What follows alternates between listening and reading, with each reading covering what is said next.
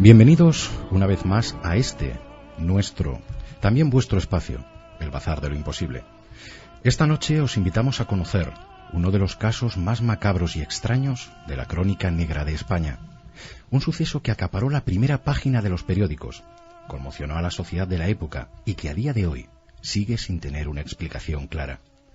Hablaremos del caso de la mano cortada, una historia real en la cual se mezclan el espionaje internacional, las mutilaciones, el esoterismo y un sinfín de misterios, de los cuales fue testigo la ciudad de Albacete.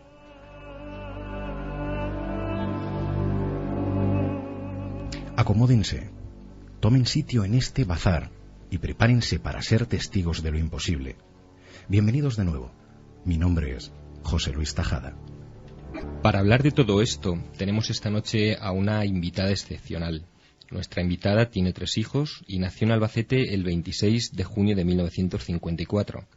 Es periodista y ha trabajado como redactora en La Voz de Albacete, en La Tribuna, en La Verdad. Ha sido comentarista política en la cadena SER y en la cadena COPE, aparte de corresponsal en agencias como Europa Press y en los diarios nacionales como ABC, El País, etc. Su pasión, la escritura. De hecho, actualmente tiene 3 novelas publicadas y acaba de terminar su 4º libro. Su nombre, Rosa Villada. Buenas noches, Rosa. Hola, buenas noches. ¿Qué tal? ¿Cómo te encuentras? Muy bien, muy a gusto aquí con vosotros. Encantados de tenerte en el Bazar de lo Imposible, en tu bazar. Y no sé, yo creo que el programa que tenemos preparado para esta noche es un programa que va a gustar mucho a la audiencia. Sobre todo yo creo que es, lo estábamos comentando antes a micrófono cerrado, un caso del cual se ha escrito muchísimo. Hay auténticos ríos de tinta, pero que es muy difícil encontrar a veces la misma opinión en 2 personas diferentes, cuando estamos hablando de algo que asaltó a la prensa nacional y del cual pues hay extensísima documentación. ¿Cuál es tu experiencia vivida en primera persona? Bueno, mi experiencia, mi relación con este caso data un poco de la época de la adolescencia. Cuando yo tenía 13 años, es decir, 13 años después de que ocurriera el suceso de la mano cortada, que ocurrió en el 54, cuando yo tenía 13 años y estudiaba 3º de bachiller en el instituto, pues llegó a mis oídos esta historia, ¿no? Entonces, llegó a mis oídos porque había una compañera de clase, pues su abuelo, que era abogado, le había llevado algunos asuntos a la marquesa. Entonces, pues en la mente mía y de mis amistades, ¿no? Que éramos unas crías, pues aquello nos sonó, tuvo un atractivo tremendo, ¿no? Fue una historia que a mí personalmente, no puedo hablar por las demás, pero a mí personalmente me impactó. Y bueno, se ve que me impactó más que a las demás, porque entramos varias, pero la única que sigue enganchada con el tema 50 años después soy yo.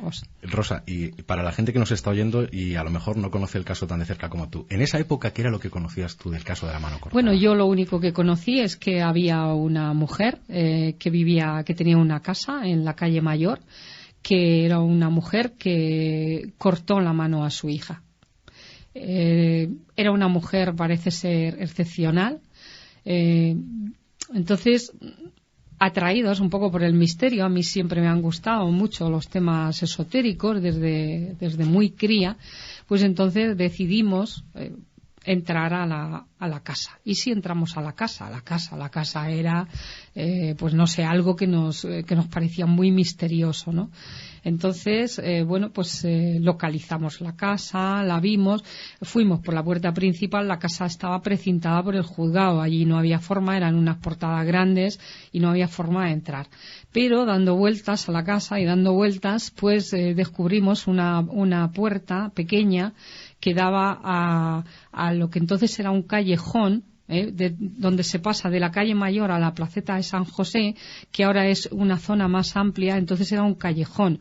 La telefónica estaba ahí, hacía esquina, y enfrente estaba la casa de la marquesa, lo cual quiere decir que cuando tiraron esa casa, lo que es la finca se retranqueó bastante para atrás, porque la puerta, si ahora existiera esa puerta estaría ahora en medio de la calle. Entonces, pues dando allí vueltas, descubrimos que tenía tenía un cáncamo, que tenía un no sé qué, que un clavo, que no sé cuántos. El caso es que rompimos la puerta y nos colamos. La primera vez que pasamos era un domingo por la noche. Entonces, los domingos por la noche, a los 13 años, en el 68, se paseaba por la calle ancha, arriba y abajo, o bien por una acera o bien por la otra. Y bueno, pues la diversión consistía en ver a ver si veías al que te gustaba o alguna historia de esas. Entonces, pues nosotras, saliéndonos un poco del guión establecido, pues decidimos meternos allí. Nos metimos en la casa, entramos dos, otra persona y yo, y otra amiga y yo. Dejamos a otra amiga en la puerta, entramos con unas linternas, era de noche, y sería aproximadamente el mes de febrero. Entramos con unas linternas, con unos cuchillos que habíamos cogido de nuestras casas. Y por si acaso salía alguien. Por si acaso, no sé, supongo que en nuestra imaginación de 13 años aquello era tremendo. Entonces entramos y, bueno, yo recuerdo de decirle a la que se quedó fuera, si dentro de una hora no hemos salido, avisas a la policía, en plan película, ¿no? No hizo falta, lógicamente, porque a los 10 minutos ya estábamos afuera, porque aquello vimos que no era para entrar de noche. Entonces, al día siguiente volvimos a la casa. Nos fumamos las clases, que recuerdo que el otro día mi madre me decía, pero bueno, pero tú esto, pero yo no lo sabía y tal. Digo, pues sí, estaban los tiempos como para contártelo. Sí. Entonces, bueno, pasamos a la casa, pasamos a un jardín interior y de allí, bueno, pues tuvimos acceso a una habitación que estaba donde había un piano. Lo primero que nos llamó la atención al entrar a esa habitación era que tenía muchísimas imágenes religiosas, pero muchas, como 10 o 12. No es que tuviera una en una esquina, tenía muchísimas. Entonces entramos a la habitación, había un piano, había varias estanterías, había muchos libros, estaba muy desordenado todo. Y bueno, pues estuvimos allí curioseando todo lo que pudimos. De allí, bueno, allí había, sobre todo vimos muchísimos libros de Julio Verne, que estaban subrayados. Vimos unas cosas que cogimos libros, cogimos negativos de fotos, donde siempre se veía al mismo señor con un sombrero puesto y en distintos lugares del mundo y delante de un cartel publicitario que en la mayoría de los casos ponía pianos, pero se identificaba al sitio bien por el idioma, bien porque había detrás algo que identificaba que era de distintos lugares del mundo. Cogimos una especie de diario donde la marquesa apuntaba gastos. Entonces era sorprendente, por ejemplo, todos los días la cantidad de dinero que había apuntado. Lo que más gastaba era en taxis y en comida para los perros. O sea, era continuamente cantidades muy importantes para la época. Cogimos los negativos estos, cogimos una especie de tarjetas de visita un poco más grande, como unos tarjetones, donde había frases, pero que curiosamente estaban numeradas las tarjetas, y si unías, había palabras subrayadas, y si unías las palabras siguiendo el orden de la numeración, aparecía otra frase distinta. O sea que estamos hablando de una especie de código sí, oculto. Bueno, esa es la interpretación que nosotros le dimos en aquella época, ¿no? Bueno, de ahí pasamos a una especie de pasillo donde vimos unas pieles de perros colgadas en el techo, y luego vimos una habitación interior que quizás es lo más llamativo, porque no es habitual verlo en una casa, era una habitación no excesivamente grande, que tenía donde había como si fuera un quirófano. Tenía en el techo una lámpara de estas de quirófano, de estas redondas que hay en los quirófanos, con una luz muy potente. Había una camilla en el centro, y luego pues había también armaritos de estos metálicos con puertas de cristal, donde se podía ver dentro pues material quirúrgico, pinzas, muchas clases de pinzas, de tijeras. Para refrescar la memoria de los oyentes, hacemos una un pequeño resumen de lo que fue el caso. En 1954 estalla el escándalo cuando esta señora aristócrata, que tenía viviendas entre otros sitios, pues en Albacete, en Madrid, en la calle Princesa, en Barcelona, uno de sus hijos, tras el fallecimiento de su hija, la denuncia por mutilaciones en el cadáver de esta que ha fallecido. Esa noticia aparece pues en diarios de tirada nacional. El caso muestra la imagen que yo creo que muchas personas tenemos en la cabeza, la famosa lechera con la mano dentro, y a raíz de ahí pues comienzan una serie de investigaciones que como consecuencia tienen el precinto de esta vivienda aquí en Albacete, un auténtico palacio. Y yo una de las cosas, y lo comentábamos antes también a micrófono cerrado, es que tú cuando entras, la casa lleva precintada más de una década. Claro, la casa lleva precintada más de una década, desde el año 54, porque fue en el 54, ya cuando se encontró en la Casa de Madrid la lechera, primero con la mano y luego en el segundo registro se encontraron los ojos y la lengua, los otros órganos que había quitado, pues entonces, claro, ya el juez lo que hace es que dictamina un registro en todas las casas. Entonces, la casa de Albacete se hace el registro y se precinta por el juzgado. Curiosamente, yo después he visto en un libro que se llama Los Expedientes X, donde, bueno, además viene una referencia mía que aprovecho para decir que es totalmente falsa, porque el autor de este libro dice que yo le dije que entré a la casa, que recorrimos todas las dependencias de arriba abajo, incluyendo los sótanos, cosa que es falsa. No pudimos entrar a más dependencias porque las puertas de la casa estaban cerradas con llave. Entonces nuestro acceso fue desde el interior, desde el jardín interior, ¿no? Yo luego volvería a la casa unos años después, pero ya por la puerta principal, cuando la marquesa vino a Albacete a subastar los enseres que tenía dentro de la casa. Y esto fue ya en el año en el año que murió, en el 68. Ya murió el 15 de mayo del 68 y la subasta esta se produciría quizás en el mes de abril. Ahí nos hemos quedado, antes estábamos comentando el tema de ese pequeño quirófano que apareció en una de las habitaciones, que sin duda pues es un punto misterioso en una casa como esa. Recordemos que a doña Margarita Ruiz de Liori, aparte de la amputación y otras muchas historias que se han contado de ella, también pues se ha destacado muchas veces esa faceta que tenía de jugar con la medicina, o al menos ella había estudiado medicina, y se le acusaba muchas veces incluso se ha mencionado que también sentía cierta pasión por los animales, y de hecho se encontraron restos de ellos en esta casa. ¿Qué fue lo que te encontraste allí cuando entraste en esta sala, que era un quirófano? Bueno, la sala era totalmente aséptica. Allí las pieles de los perros que vimos estaban fuera de la sala. Estaban como en una especie de esquina del pasillo. Y lo que te comentaba antes, que me queda un poco, no lo he terminado de decir, es que en el libro hay se reproduce lo que es, digamos, el acta que levantaron las personas que entraron, los policías que entraron a la casa, registraron y van dependencia por dependencia diciendo lo que hay allí y diciendo las dependencias que se encuentran. Y curiosamente, porque he estado releyendo todo lo que ha salido, que por cierto está lleno de inexactitudes tremendas por todas partes, ¿no? Pues una de las cosas que no se refleja para nada es esta habitación, este cuarto que yo vi. ¿Y por qué crees que es así? Bueno, yo no lo sé. Primero yo tendría que saber, para poder emitir un juicio, tendría que saber si lo que reproduce el libro es fiel a lo que realmente había. Claro, yo no quiero decir nada, ni sí ni no, pero lo que sí sé es que algunas cosas que ponen en el libro, que yo sí conozco, sé que no son así, que son falsas. Entonces, bueno, si yo me creo que eso que viene reflejado en el libro es una reproducción fiel de lo que hizo la policía, pues yo lo que sí creo es que también sobre este asunto se trató de echar mucha tierra, y más concretamente aquí en Albacete.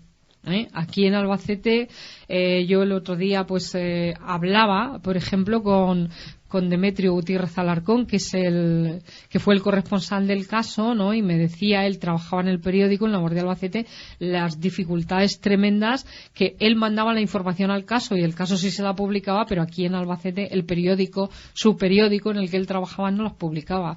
Hay rumores que apuntan que el dictador, que Franco, pudo en esa época ser una de las personas que decidió o pidió que se terminase con todo esto los medios de comunicación. Sí. ¿Eso puede ser real? No, yo creo que es totalmente real.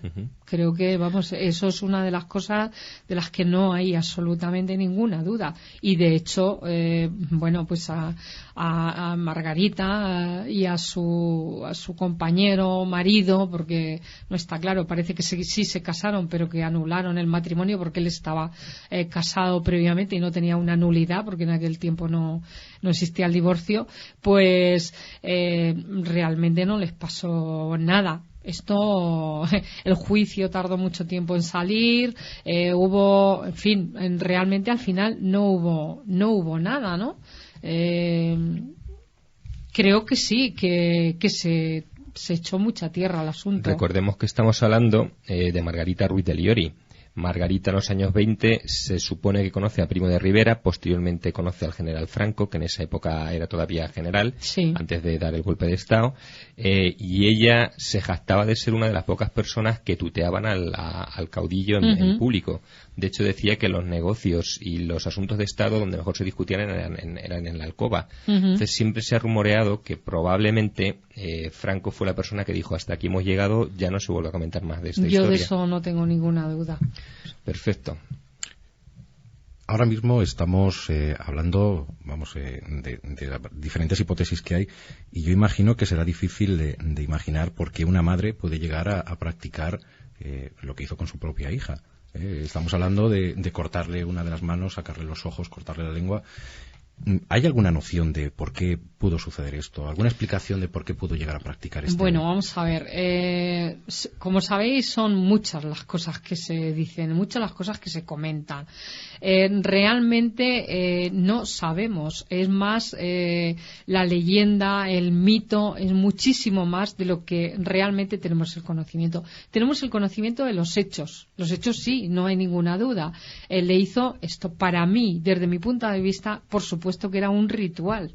Era un ritual. Ahora, lo que yo no sabría decir, como se ha dicho a ciencia cierta, es que era un ritual de magia negra, que era un ritual yazidi, de la secta que ella participó, tal. Yo realmente creo que no se sabe. Que era un ritual, está claro.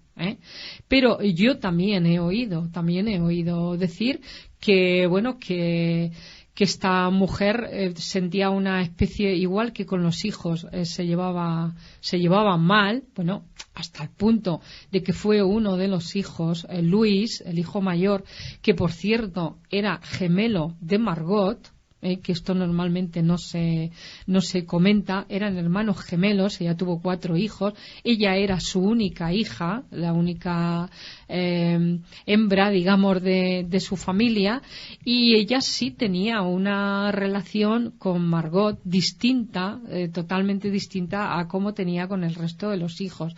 Entonces, sí que es verdad que existen rituales sobre eternidad y tal. Ella estuvo en África y allí hay muchos tipos de rituales, y hay rituales que se hacen también para que cuando un ser querido muere, digamos, es como una especie de ritual sobre la eternidad, donde de alguna forma se trata de vincular el alma de esa persona que muere a la persona que queda en la tierra. Para ti, Rosa, lo que hace Margarita con el cadáver de su hija es por amor.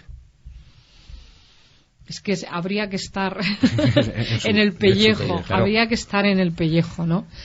Bueno, si es por amor, es un amor equivocado. Sí, por supuesto. ¿Me entiendes? Ese es mi punto de vista. Por eso digo que habría que estar en el pellejo. Yo creo que ella... es que no me pega, fíjate, es que a mí, a pesar de todo lo que se dice y a pesar de todo lo que se habla y a pesar de todo tal, es que no me pega nada que una mujer con la inteligencia que tenía esta mujer, es que estamos hablando, fijaros de los años que estamos hablando, o sea, era una feminista que ya quisieran ahora las feministas ser como ella, o sea, imaginaros Albacete Albacete en los años 50, en los años 30 y tal, y esta mujer campando allí por sus respetos.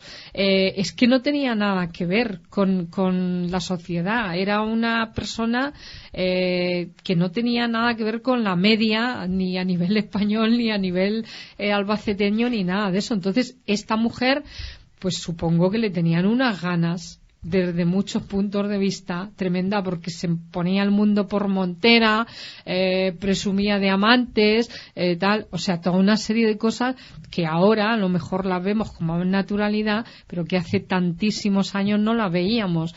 Entonces, claro, la leyenda negra sobre esta mujer, el haberle achacado rituales de magia negra, como he oído decir, la cantidad de orgías que había en el sótano.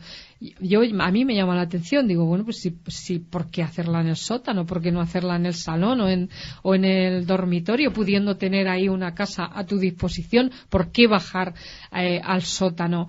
Las orgías, bueno, esta mujer estaba claro que le gustaba el esoterismo y todo esto también.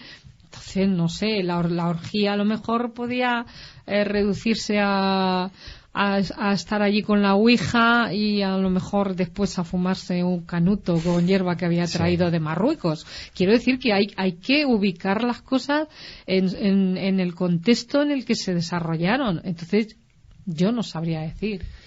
Bien, yo creo que el programa está siendo muy interesante. Se están aportando datos completamente nuevos, completamente diferentes a todo lo que había publicado y escrito. Y yo creo que el programa está gustando. Sobre todo porque por primera vez tenemos un testigo de primera mano. Sin duda alguna, como bien comentaba Fernando, esta noche están saliendo datos impresionantes, ¿no? Datos bastante curiosos. Yo hay algo que, leyendo la extensa documentación que se encuentra, es difícil de imaginar, y es el tema de los sótanos. Es algo que ni siquiera en el registro policial que se hizo se comenta nada. Sin embargo, pues hay autores que hablan de auténticos laberintos, de auténticos pasadizos, incluso de salas donde se practicaba magia negra con paredes pintadas de rojo. Tú, como persona que estuvo en esa época y que llegó a entrar a la casa, ¿puedes aportar algo de luz sobre estos comentarios? Yo no entré a los sótanos porque ya digo que, o sea, me consta que los sótanos existen, aunque no aparecieran en el documento este de la policía, entre otras cosas, pues, pero si es que se veían allí que había sótanos. Vamos a ver si en la calle, al pasar por la calle, tenía unas ventanitas de estas que tienen, que dan al suelo, la casa, donde recuerdo pues estaba con las típicas rejas que había y tal. Entonces quiero decir que había sótanos era normal y natural, pero es que son una casa, en una casa de las características de aquella, primero que ya digo que es que se veía desde fuera que ahí había unos sótanos, y aparte de eso pues ahí habría, como en estas casas se metían, muchas veces se guardaban cosas, había botellas de vino, había tal. Quiero decir que era de bastante uso normal que ahí hubiera unos sótanos. Que en los sótanos se realizasen este tipo de cosas y tal. Bueno, yo no conozco a nadie que haya visto en esos sótanos este tipo de cuestiones. No conozco a nadie, ni de primera mano nadie me ha contado, ni me contó en aquella época que hubiera este tipo de dependencias. También las personas que trabajaban allí y tal también hablaban de los sótanos y todo esto, pero bueno, es que la propia casa estaba normalmente cerrada con llave, con dependencias cerradas con llave, ¿no? Claro, de estar cerrado con llave, de que hubiera cierta, a la hora de pasar, que no fuera de uso cotidiano, a que ahí se celebrasen misas negras, sótanos y tal, hay un trecho tan enorme. Hombre, yo sí que creo, se sabe y está confirmado que su padre fue una persona que se dedicó, aparte de a la música, era una de las personas que tenía una biblioteca relacionada con el espiritismo más grande de la época. Sí. Quizá todo eso ha servido de base para que la gente, era lo que hablábamos antes, por desgracia, un autor fusila a otro. Pero vamos a ver, yo tengo una biblioteca muy completa de temas ocultos y no hago magia negra. ni me dedico a claro, pero a todas quizá ha esas servido cosas. para que la gente Claro, confunda. Efectivamente, es que es lo que te quería decir antes, que realmente, o sea, es muy fácil que ahí haya habido mucha leyenda y muchas personas que hayan tenido ganas. Es que esta mujer debía de suscitar una cantidad de envidias y de eso tremendas, porque mientras el resto de las mujeres estaban aquí en Albacete haciendo vainicas, pues ella estaba por ahí haciendo de corresponsal de guerra, de espía, de no sé qué y de no sé cuántos. Claro, en el momento que surge el tema de la mano cortada, pues se destapa la caja de los truenos, y allí se dice de todo. Entonces yo no sé hasta qué punto todas esas cosas tienen una base real o estamos hablando de fantasías. En esa época, Rosa, surge en España un caso que se conoce como el caso de Humo, y ahí posteriormente se ha comprobado que todo eso es falso, pero ahí se mezclan una serie de conceptos. Por ejemplo, se dice que en Albacete empiezan a verse personas altas, rubias. En principio decían que eran extraterrestres, que eran humitas. Posteriormente se comprobó que eran ¿qué? Bueno, vamos a ver. El tema de que había por lo menos 2 personas es altos y rubios. Eso yo te puedo decir que antes de que saliera el tema de los humitas, a mí me lo dijeron 2 mujeres que vivían enfrente de casa de la marquesa. 2 mujeres que eran vainiqueras, que eran muy mayores y que por supuesto han muerto ya. Al lado de la Telefónica había una casa pequeñita, con una puerta pequeñita, y allí vivían 2 mujeres muy mayores, ya en aquella época, cuando yo tenía 13 años. Estas mujeres eran vainiqueras, se dedicaban a coser, a hacer vainicas. Y bueno, pues cuando ya no pudimos entrar más a la casa, porque nos pillaron dentro, ahí había una peluquería en la zona esta. Ahora es una calle peatonal, la calle Mayor, pero que en aquella época no era calle peatonal. Entonces había una peluquería de caballeros que estaba justo un poco más no hacia la Plaza de las Carretas, sino hacia el otro lado, ¿no? Bueno, pues ahí en esa peluquería, cada vez que entrábamos y salíamos de la casa, porque llegamos a entrar en 3 ocasiones, estaba allí porque no tenía mucho trabajo y el peluquero estaba allí fichando totalmente. Bueno, yo estoy convencida de que fue de allí, desde la peluquería, donde avisaron a la policía para decir que estábamos dentro de la casa. En una de las veces que salimos, al salir había allí 2 policías y nos dijeron que qué hacíamos. Nosotras dijimos, no, es que se nos ha caído una pelota y hemos pasado a cogerla y tal, pero luego, o sea, inmediatamente esa puerta la arreglaron, cambiaron cerradura, la cerraron bien y no pudimos volver a pasar. Pero la historia, el gusanillo ya estaba dentro y entonces nada, merodeábamos por allí, dábamos vueltas y entonces pues yo empecé a escribir algunas cosas relativas a tal, a tomar notas, a hablar con gente que sabía del tema en aquella época ya. Y entonces una de las personas con las que hablé fue con las vainiqueras estas, porque eran sus testigos más directos, eran sus vecinas más directas y además cosían en la ventana. O sea que estaban al lado de la ventana y fichaban. Y entonces estas mujeres ya en aquel momento nos hablaron de 2 hombres que por la noche, cuando no había nadie y tal, pues salían a pasear por la calle Mayor. Se paseaban que allí arriba y que allí abajo. Por supuesto no iban ni con batas blancas, ni llevaban la esvástica puesta en la frente, ni nada de nada. Pero existían. ¿Y quién tú realmente crees que se trataba de alemanes, de nazis huidos? Es posible. Yo te lo digo porque vamos a dar otra primicia, y es que el equipo del Bazar de lo Imposible ha conseguido un acta de denuncia a Margarita Ruiz de Liori por tenencia ilícita de armas. Y en ese acta viene reflejada que Margarita posee una pistola que llevaba 6 meses en el mercado, hacía 6 meses que la habían fabricado. Para mí eso es una prueba bastante evidente de que realmente estamos hablando de los años 50, el comercio no era igual de rápido que hoy día. Para mí es una prueba bastante evidente de que ahí había personas de probablemente un alto cargo por el tipo de arma que se encuentra y que habían pasado por casa de la marquesa. Hombre, esa es una hipótesis muy viable. muy viable. Ten en cuenta que si esta mujer fue espía y bueno, y en Alemania pasó lo que pasó y hubo muchos nazis que huyeron, pues lógicamente uno de los sitios donde era normal por el régimen político que había que vinieran era España. Obviamente. Entonces, bueno, pues en España tampoco creo que hubiera tantas casas donde meterlos. Sí. Es obvia. Entonces, esto es una hipótesis muy viable, que luego se utilizó por parte de los inventores del tema humita para introducirlo, relacionarlo con la marquesa, ¿no? A mí me parece que esa relación no es por casualidad. O sea, yo creo que quien inventó esto, pues posiblemente, bueno, todos sabemos que un ufólogo que fue Jordán Peña, que luego él mismo confesó, ¿no?, que todo esto había sido una especie de experimento a nivel sociológico para ver cómo se recibiría en España la supuesta visita a extraterrestres y tal, ¿no? Y yo creo que eso es una cortina de humo y que posiblemente quizás el propio Jordán Peña fuera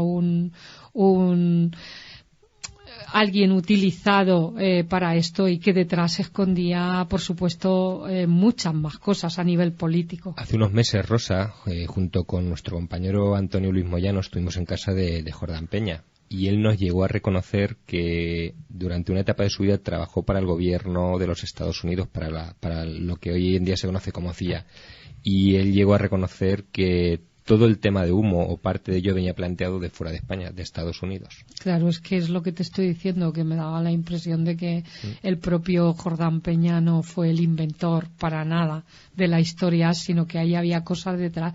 Y no casualmente se utilizó el caso de la marquesa para darle credibilidad a esto. ¿Y cómo termina en la ciudad de Albacete el caso de la marquesa? Una vez que esta señora fallece, ¿cuál es la resaca que deja en la sociedad de aquí?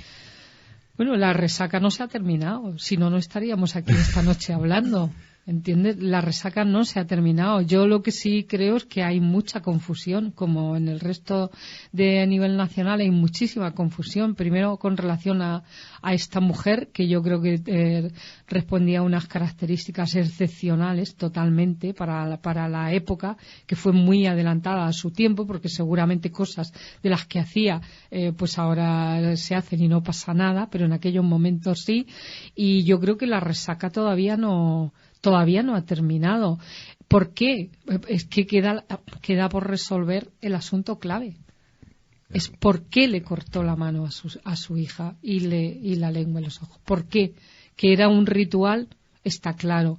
Yo he leído estos días que en el juicio el abogado que la defendió y tal, porque al principio parece que se iba a defender ella, pues que utilizó como que eran reliquias que ella se quedaba, porque como su hija la consideraba una santa, pues que eran reliquias que ella se quedaba. Y yo eso tampoco me lo creo. Igual que no me creo otras cosas, eso no me lo creo. El abogado, una de las cosas que utilizó, por ejemplo, en el juicio, era que por qué esta mujer no podía tener la mano de su hija cuando Franco tenía el brazo de Santa Teresa. Muy bien argumentado. Entonces, claro, si Franco, que es el caudillo, resulta que puede andar por ahí con un brazo de una santa bajo el brazo, por así decirlo, porque no se separaba de él y lo llevaba y lo traía y todo eso, bueno, ¿por qué ella no iba a hacer lo mismo con el brazo con la mano de su hija? Rosa, y para ir cerrando ya, porque el tiempo se nos echa encima, una última pregunta referente a la familia. ¿Sabes si queda alguien vivo? ¿Qué fue de la familia? ¿Si hay alguien cercano? ¿Qué ha pasado con todo eso? Ahora es cuando yo digo, me alegro que me hagas esa pregunta. Vamos a ver, sí hay familiares vivos, y lo sé porque a raíz de toda esta movida, pues algunos se han puesto en contacto conmigo, ¿no? Lo que pasa es que están muy mosqueados. Imagino. Están muy, muy, muy mosqueados con toda esta historia.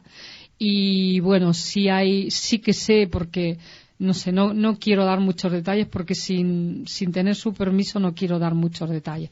Están vivos, está vivo una nieta de la marquesa, está vivo un nieto de la marquesa, están vivos los bisnietos de la marquesa. Los hijos evidentemente no.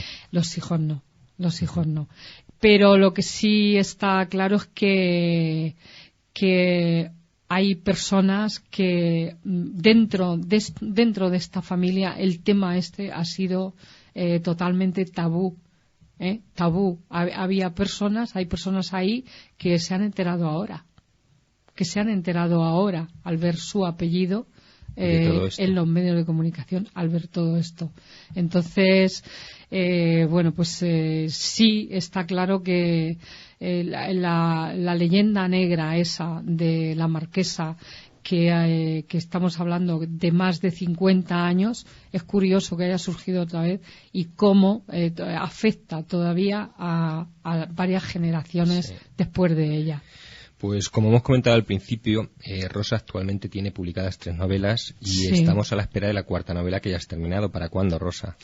Pues no lo sé, a mí me gustaría que fuera para dentro de este mismo año, pero bueno, eso ya no depende solo de mí y yo espero que salga pronto. Se llama El camino de los locos y bueno, pues sí tengo que decir que estos días y estas circunstancias me han despertado otra vez de alguna forma el interés por esta historia.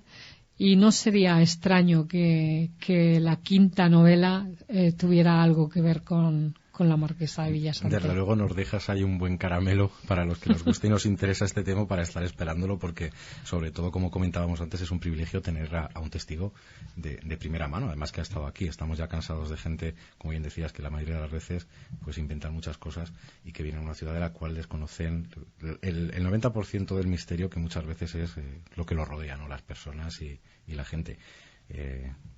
Te invitamos al libro. Bueno, todavía falta, ¿eh?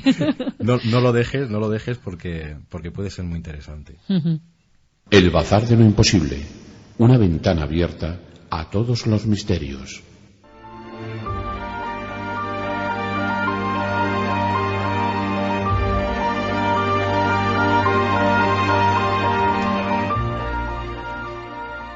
Por hoy hemos concluido. Nos hemos adentrado en esos oscuros pasadizos de la memoria, esos que nos ayudan a no olvidar nuestro pasado, cultos a religiones misteriosas, el amor de una madre llegado a su más macabro extremo, tal vez la locura de una persona que siempre fue excepcional. ¿Quién sabe? Sea como fuere, doña Margarita Ruiz de Liori descansa en paz en un nicho en el cementerio municipal de Albacete, tras una lápida sin ningún lujo. Ahí tal vez reposa la explicación a un misterio del cual nunca se sabrá toda la verdad. Y quién sabe si a día de hoy, tras esos extraños rituales efectuados en la casa que fuera su morada, se esconde algo que algún día sepamos. Aquí, desde Albacete, desde este bazar de lo imposible, te deseamos que pases una muy buena noche y tal vez la ilusión de que te hayamos ayudado